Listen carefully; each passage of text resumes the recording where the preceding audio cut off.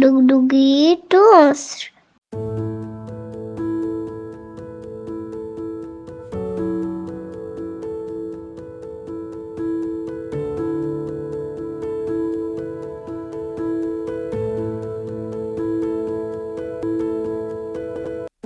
मनोहरपुर नाम का एक गांव था जहां सोहन और उसकी पत्नी सुनीता छोटे से घर में रहते थे।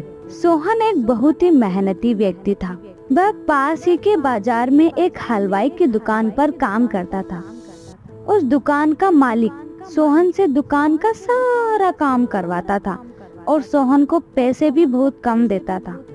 एक दिन सोहन रोज की तरह काम कर रहा था, परंतु अचानक ही उसके हाथ से एक सामान गिरकर टूट गया। जब उसके मालिक को पता चला तो उसने सोहन को बहुत सुनाया। अरे ये क्या कर दिया, मेरा कितना नुकसान कर दिया। माफ कर दीजिए मालिक, मुझसे गलती हो गई, आगे से ऐसा नहीं होगा। और जो अभी अभी नुकसान किया है उसका पैसा कौन भरेगा?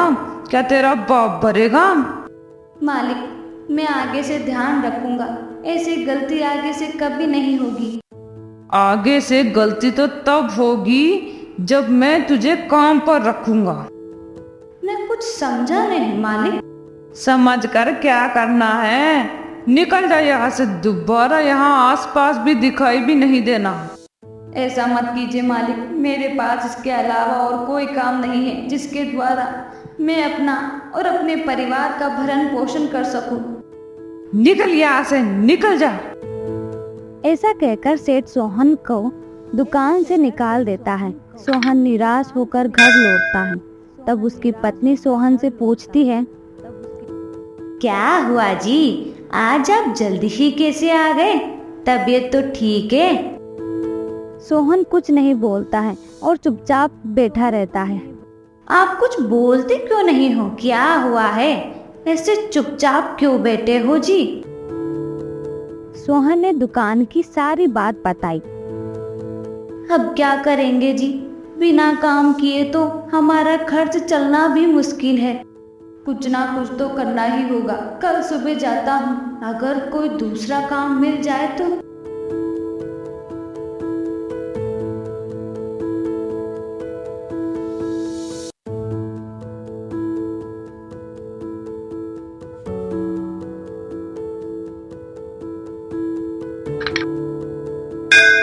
दूसरे दिन सोहन दिन भर बाजार में काम की तलाश में घूमता है, पर सोहन को कोई काम नहीं मिलता है। सोहन थक कर शाम को घर आ जाता है। लो जी, पानी पी लीजिए और आराम से बैठिए। आज पूरे दिन चारों तरफ घूमा, परंतु कोई काम नहीं मिला। हमने किसी को किसी भी प्रकार से परेशानी नहीं दी, किसी को भी परेशान नहीं किया, कभी किसी को कुछ बुरा नहीं कहा। फिर भी भगवान हमारे साथ ऐसा क्यों कर रहा है? कोई बात नहीं जी, सब ठीक हो जाएगा। भगवान ने भी हमारे लिए कुछ ना कुछ तो सोचा ही होगा। चलो अब खाना खा लो और आराम करो। आप सारे दिन घूमते घूमते थक गए होंगे।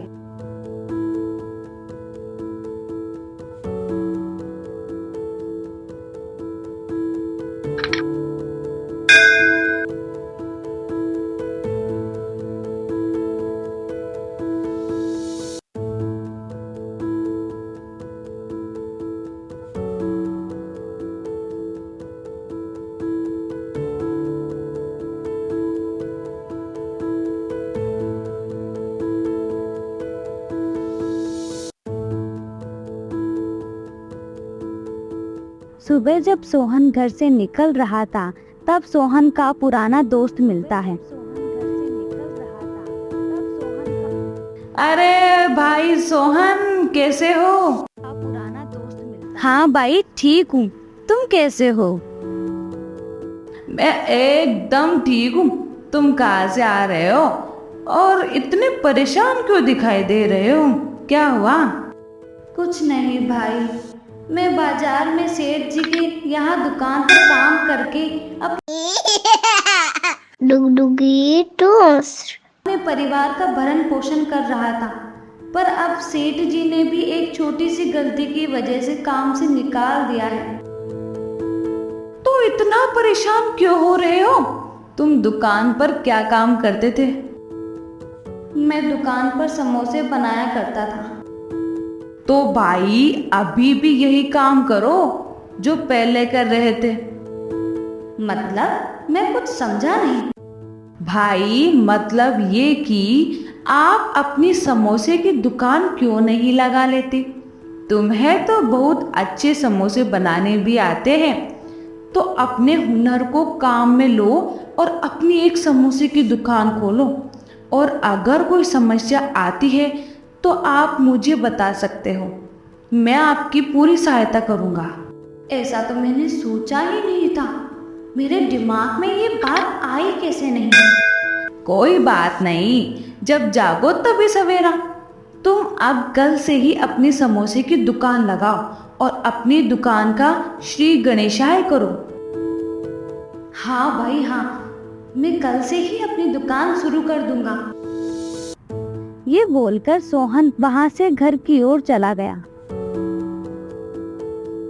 सुनती हो भाग्यवान? हाँ जी, आई। क्या बात है, बड़े खुश दिख रहे हो। क्या आपको नई नौकरी मिल गई? नहीं नहीं, मुझे नौकरी नहीं मिली। अभी बाजार जाते समय मुझे मेरा पुराना दोस्त मिला। उसने मुझे एक सुझाव दिया है कि क्यों न मैं एक समोसे की दुकान ही खोल लूं। वैसे भी सेठ जी के यहाँ मेरे बनाए हुए समोसे की वाह वाह होती थी, और मुझे बहुत अच्छे समोसे भी बनाने आते हैं। यही तो हुनर है मेरा। अब हम अपने हुनर और मेहनत से एक समोसे की दुकान खोलेंगे। हाँ जी, ऐसा तो हमने सोचा ही नहीं था। शुभ काम में देरी क्यों, हम कल से ही अपनी दुकान का शुभारंभ करेंगे। हाँ, हम कल से ही अपनी दुकान का शुभारंभ करेंगे। हाँ जी। चलो अब मैं थोड़ा बाजार जाके आता हूँ। तुम घर का काम खत्म कर लो, अभी हमें बहुत काम करना है। हाँ जी, आप बाजार जाकर जल्दी ही आ जाना, जब तक मैं आपके लिए खाना बनाती हूँ। ठीक है।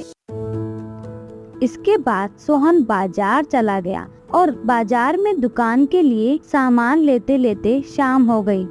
सुबह जल्दी उठकर दोनों ने मिलकर अपना सारा काम खत्म कर लिया और अपने घर के सामने ही एक छोटी सी समोसे की दुकान खोल ली। ओ सोहन, कैसे हो? मैं ठीक हूँ, आप कैसे हो? मैंने आज से ही समोसे की दुकान खोली है। क्या आपके लिए समोसा दूँ? हाँ भाई, दे दो। हम भी तो देखे तुम्हारे समोसे का स्वाद कैसा है। हाँ जी, क्यों नहीं। आप समोसे खाइए और बताइए कि कैसे बने हैं।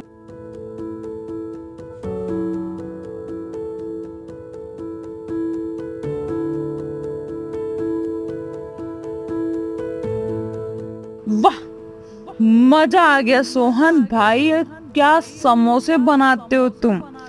तुम्हारे हाथों में तो जादू है, जादू। आज तक मैंने बहुत जगह समोसे खाए हैं, परंतु ऐसा स्वाद, ऐसे समोसे तो मैंने कभी खाया ही नहीं। मजा आ गया।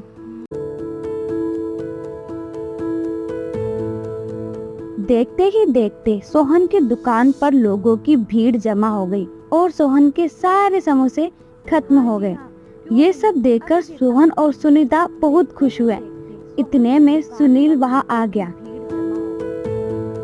और भाई सोहन, कैसे हो और कैसा चल रहा है तुम्हारा काम? बहुत बहुत धन्यवाद भाई। अगर आपने मुझे ऐसा सुझाव न दिया होता तो मैं ये सब नहीं कर पाता। इसमें धन्यवाद की क्या जरूरत है? मैंने तो सिर्फ रास्ता बताया था, मेहनत तुमने ही की है। इसमें मैंने क्या किया है? ऐसे ही मेहनत करते रहना। भगवान जो करता है अच्छे के लिए ही करता है। तुम इसी प्रकार से मेहनत करो, भगवान हमेशा तुम्हारा साथ देंगे। उस दिन से सोहन और सुनीता रोज सुबह जल्दी ही उठकर अपने दुकान का सारा काम खत्म कर लेते थे और जल्दी ही दुकान खोल लेते थे। उनके स्वादिष्ट समोसे की बात पूरे गांव में फैल गई और लोग उनकी दुकान में दूर दूर से समोसे खाने आने लगे और देखते ही देखते सोहन की दुकान मशहूर हो गई और दोनों बड़े आराम से रहने लगे। भगवान जो करता है अच्छे के लिए ही करता है।